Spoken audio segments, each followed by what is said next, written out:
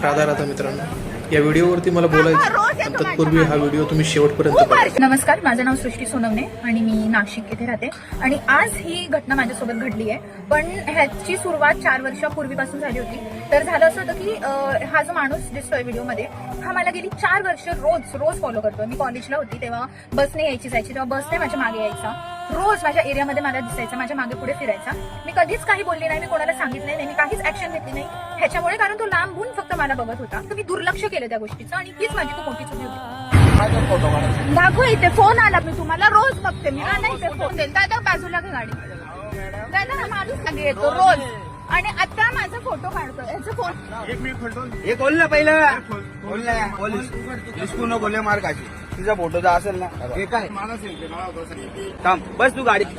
अरे आमचे बहीण तिथे फोटो काढून राहिला, फोटो काढतो ती सांगते 2-4-5 दिवसावर 4-5 कॉलेजला असल्यापासून 4-5 वर्षांपासून येतो. असं सांगायचं हे एवढंच आहे की आपण छोटी गोष्ट म्हणून किंवा समोरचा फक्त फॉलो करतोय म्हणून ह्या दुर्लक्ष करतो. पण आज मी 4 वर्षापासून तो माणूस मला फॉलो करतोय. मी जर तेव्हाच त्याच्यावर ऍक्शन घेतली असती, तेव्हाच जर मी इश्यू केला असता आणि हे पोलीस स्टेशन पर्यंत नेलं असतं, तर कदाचित आज त्याला एवढी हिंमत वाढली नसती. त्याला वाटलं मी घाबरते आहे, मी एवढ्या वर्ष काही बोलली नाही, मी ह्याला हे करतोय म्हणून. आज तो मला रिक्षामध्ये बसून धक्के देत होता आणि माझे फोटो काढत होता. हे ह्याचमुळे, कारण मी त्याला परमिशन दिली, मी त्याच्या विरुद्ध आवाज नाही उठवला आणि हा प्रकार घडला. आणि ह्याच्यामध्ये मला जे रिक्षावाले दादा होते त्यांनी खूप मदत केली आहे. त्यांनी डायरेक्ट गाडी पोलीस स्टेशनला घेतली, ते मला बहिणीसारखं त्यांनी हे केलं. एरिया बाजूला पण आजूबाजूला पण लोक होते, त्यांनी बघितलं काय चुकलं ते माझ्या बहिणीचं.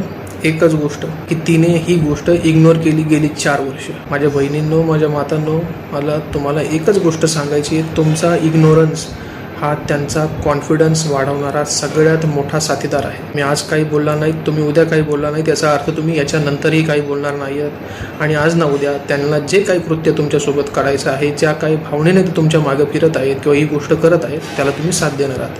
तुमचा इग्नोरन्स हा त्यांचा कॉन्फिडन्स आणि होप वाढवणारा सगळ्यात मोठा बेस आहे. कुठल्याही ठिकाणी कुठल्याही क्षणी तुम्हाला अनसेफ वाटत असेल, तुमचं ऑफिस असू शकतं, तुमचे त्यातले कलिग असू शकतात, तुमचं कॉलेज, तुमचं स्कूल, तुमचं ट्युशन, तुमचं कोणताही प्लेस असू शकतो, ज्या ठिकाणी ज्या क्षणी तुम्हाला अनसेफ वाटेल, तुम्हाला अनकम्फर्टेबल वाटेल, त्या ठिकाणी त्या क्षणी त्या गोष्टीचा विरोध करा आणि ती गोष्ट जागीच ठेचा. एवढीच माझी तुम्हाला विनंती आहे. सपोर्ट करणारी लोक तुमच्या आजूबाजूलाच असतात, जसं त्या रिक्षावाल्याने सपोर्ट केला त्या बहिणीचा. तुम्ही फक्त एक आवाज उठवणं, तुम्ही फक्त एक आवाज देणं गरजेचं असतं. वाघीण जशी धाड देणं, चांगल्या चांगल्यांची फाटते, चांगल्या चांगल्यांची. राधा राधा.